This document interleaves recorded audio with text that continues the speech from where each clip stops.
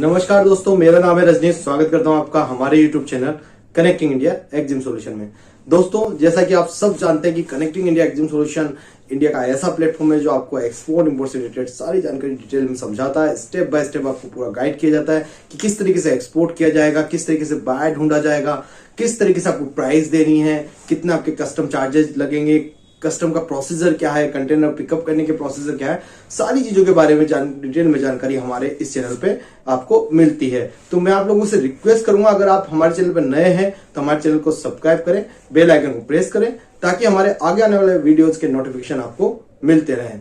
तो बढ़ते हैं वीडियो में आगे और आपको बताते हैं कि आज का जो वीडियो है एक बिल्कुल न्यू और फ्रेशर एक्सपोर्टर के लिए है जो इनिशियल लेवल पे अपना सेटअप करना चाहते हैं और एक्सपोर्ट करना चाहते हैं। तो आज का जो टॉपिक है वो यही है कि आपका पहला शिपमेंट आप कैसे करेंगे और क्या क्या अरेंजमेंट आपको करने होंगे और किन चीजों के बारे में आपको जानकारी होनी चाहिए जब भी आप आपका पहला शिपमेंट करते हैं। तो दोस्तों, अगर आप आपका पहला शिपमेंट करने जा रहे हैं, ये आपकी लाइफ का पहला एक्सपोर्ट शिपमेंट है, तो कुछ चीजों के बारे में आपको बहुत अच्छे से जानकारी ले लेनी है। पूरी एक स्टेप बाय स्टेप जो भी नॉलेज आपको गेन करनी है वो आप करें, उसके बाद ही आप शिपमेंट में जाएं।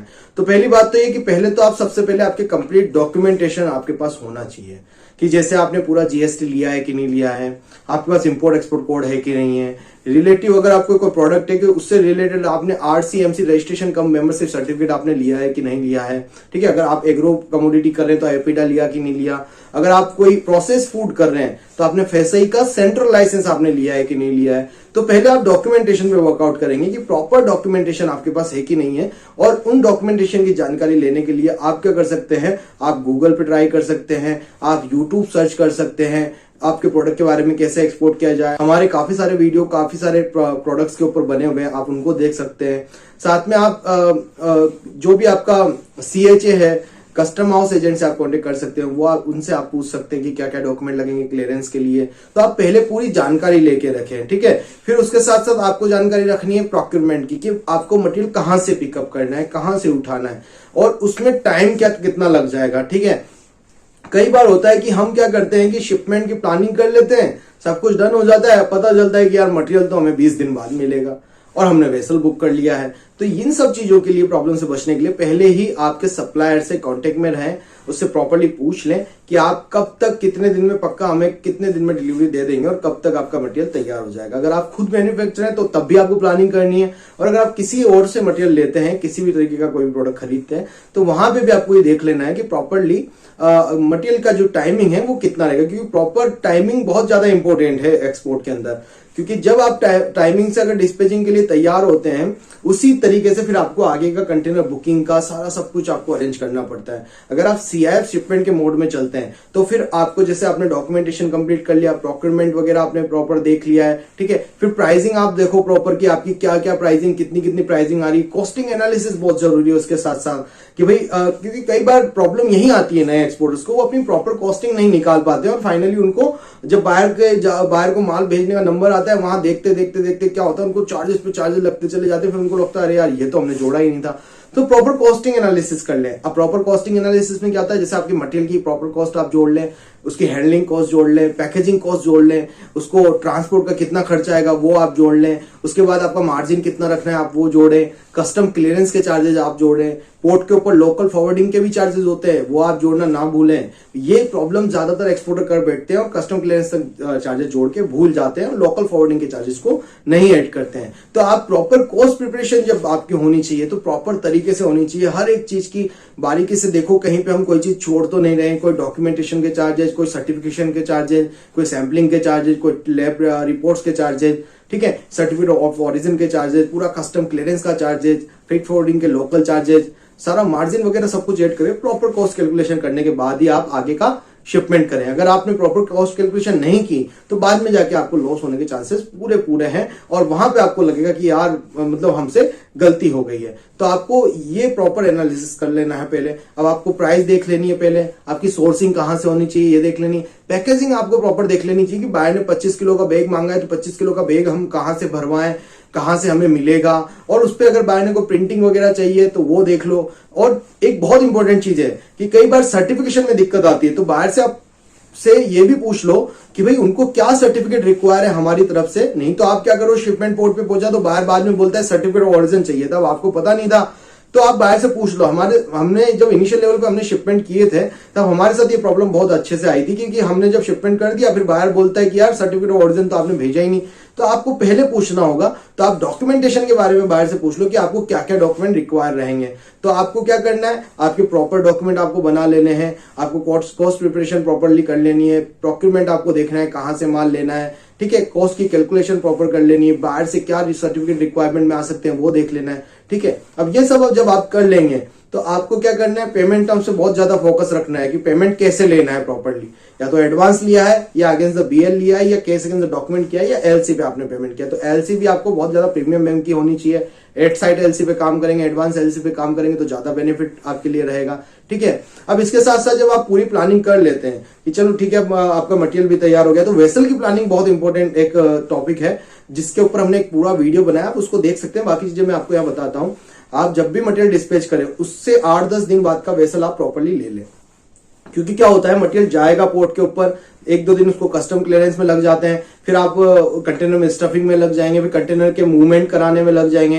तो ऐसे करके 7-8 दिन पहले करीब करीब आपका जो कंटेनर जो है वो गेट इन हो जाना चाहिए शिपिंग लाइन के पास, ताकि आपका जो कंटेनर है वो नेक्स्ट वेसल पे रोल ओवर ना हो और आपने जिस वेसल पे भेजने की प्लानिंग करी है आपका मटेरियल उसी वेसल पे जाए। तो ये भी बहुत एक इंपॉर्टेंट चीज है कि हमने अगर 10 तारीख की प्लानिंग कर रखी कि हमारा वेसल 10 तारीख को लगेगा, तो करीब करीब पिछले महीने की 25-26 तारीख या 28 तारीख तक तो मटेरियल डिस्पैच कर देना है, ताकि 2-4 दिन के अंदर कस्टम क्लियरेंस हो जाए, 2-3 तारीख तक आपका सारा काम हो जाए और आप गेटिंग करा दे, तो 4-5 दिन बाद आपका वेसल जो है निकल जाए, ठीक है। पेरिशेबल आइटम के लिए थोड़ा सा ये गैप कम रखना पड़ता है, पर जैसे कोई पेरिशेबल आइटम नहीं है, दूसरे और प्रोडक्ट है, तो उनके लिए आप थोड़ा सा गैप रखो और अच्छे से पूरी टाइमिंग फ्रेम को पूरा चेक करें कि भाई पूरा कंप्लीटली चेक करें कि भाई हमें कब डिस्पैच करना है, कब हमारा कस्टम क्लियरेंस होगा, कितना टाइम उसमें लग जाएगा, फिर कितने टाइम बाद वेसल लगना है, कब हमें डिस्पैच करना है फैक्ट्री। तो ये सारी चीजों की प्लानिंग आपको प्रॉपरली कर लेनी है। तो आपको डॉक्यूमेंटेशन देख लेने हैं, पेमेंट टर्म देख लेनी है, पूरे कॉस्ट को प्रिपरेशन आपको प्रॉपरली देख लेना है, और शिपमेंट की सबसे बड़ी जहां दिक्कत आती है वो यही है कस्टम क्लियरेंस पे और कंटेनर बुकिंग के ऊपर। तो इस चीज को आपको कंप्लीटली समझ लेना है कि कब हमें वेसल की प्लानिंग है और कब हमें यहां से कंटेनर डिस्पैच करना है। और वेसल की प्लानिंग करने से पहले भी आपको ये देख लेना है वेसल का फ्रेट कितना लग रहा है, और अगर फ्रेट आपको ज्यादा लग रहा है कहीं पे तो आप क्या कर सकते हैं, आप 4-5 कंपनी डिफरेंट कंपनीज से भी ट्राई कर सकते हैं उनको कितना फ्रेट लग रहा है, कितने फ्रेट पे आप उनको पेमेंट कर सकते हैं ये शिपमेंट। कई बार क्या होता है हम कंटेनर भेज दिया, माल भेज दिया पोर्ट पे, फिर हम फ्रेट लेने लग रहे हैं। अब फ्रेट ले रहे हैं, हमें तो पता था कि $500 फ्रेट आ रहा है, वहां पे $700 फ्रेट लग रहा है। अब उस बीच में आप बाहर से बात करेंगे कि शिपमेंट करेंगे, तो आप क्या करो, पहले ही मटेरियल निकालने से पहले ही फ्रेट लेके रखना है कि भाई हमें इतना फ्रेट लगेगा उस महीने का, 10 दिन का, 15 दिन का, और उसी बीच में प्लानिंग करनी है। अगर फ्रेट बढ़ता है तो उस बीच में आप बायर को इन्फॉर्म करेंगे कि भाई फ्रेट बढ़ गया है, अब $200 आपको एक्स्ट्रा पे करना पड़ेगा। और बायर को हमेशा पहले से ही बोल के रखना है। अगर आप सीआईएफ शिपमेंट करते हैं, एफओबी शिपमेंट करेंगे इंडिया पोर्ट तक की डिलीवरी तो कोई दिक्कत नहीं, पर अगर आप सीआईएफ शिपमेंट करते हैं तो हमेशा से बायर को बोल के रखना है कि भाई सीआईएफ की प्राइस जो है एट एक्चुअल चार्ज होगी जब भी हमारा कंसाइनमेंट निकलेगा, ये प्लस माइनस हो सकता है। तो बायर अगर ओके देता है तो ही आप सीआईएफ करें, क्योंकि सीआईएफ में भी बहुत ज्यादा प्रॉब्लम है, पोर्ट के ऊपर बहुत ज्यादा कंजेक्शन हुए पड़े हैं और बहुत ज्यादा कंटेनर्स की मारामारी है, बहुत शॉर्टेज चल रही है, फ्रेट बहुत ज्यादा बढ़े हुए हैं। जो यूके का जो कंटेनर $1200-1300 में हमने किया हुआ है वो अभी $6000 से $8000 तक का आपका फ्रेट चल रहा है। यूएसए के कंटेनर के $10 से $12000 के फ्रेट चल रहे हैं, कनाडा के $10 से $12000 के फ्रेट चल रहे हैं।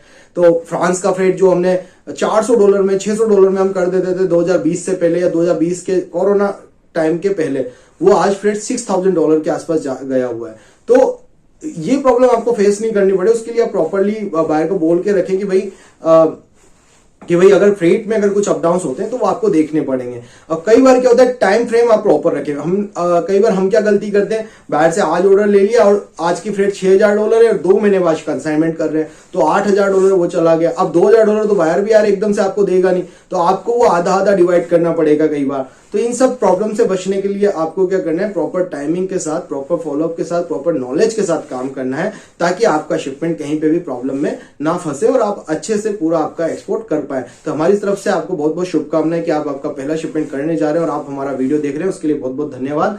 और अगर आप ऐसे ही एक्सपोर्ट इंपोर्ट से रिलेटेड वीडियो देखना चाहते हैं तो आप हमारे चैनल को सब्सक्राइब करें, बेल आइकन को प्रेस करें, ताकि हमारे आगे आने वाले वीडियोस के नोटिफिकेशन भी आपको मिलते रहें। और साथ ही में आप लोगों के लिए, अगर आप हमारे साथ जुड़ के हमारी कंसल्टेंसी के साथ काम करना चाहते हैं तो आप हमारी ट्रेनिंग ले सकते हैं। 7 to 8 डेज की हम ऑनलाइन ट्रेनिंग प्रोग्राम चलाते हैं, ऑनलाइन रहता है, आप घर पे बैठे आराम से, कहीं आने जाने की जरूरत नहीं है, और आराम से हमारे पूरे सेशन को ज्वाइन करें और कंप्लीटली आप एक्सपोर्ट इंपोर्ट सीख सकते हैं। प्रैक्टिकल एक्सपोर्ट इंपोर्ट सिखाने की गारंटी हमारी है, क्योंकि हम खुद एक एक्सपोर्टर है जो आपको एक प्रैक्टिकल तरीके में प्रैक्टिकल चीजों के बारे में जानकारी देते हैं। अभी आपको सारी डिटेल्स आपकी स्क्रीन पे दिख जाएगी ट्रेनिंग से रिलेटेड। तो थैंक यू वेरी मच, मिलते हैं हमारे नेक्स्ट वीडियो में।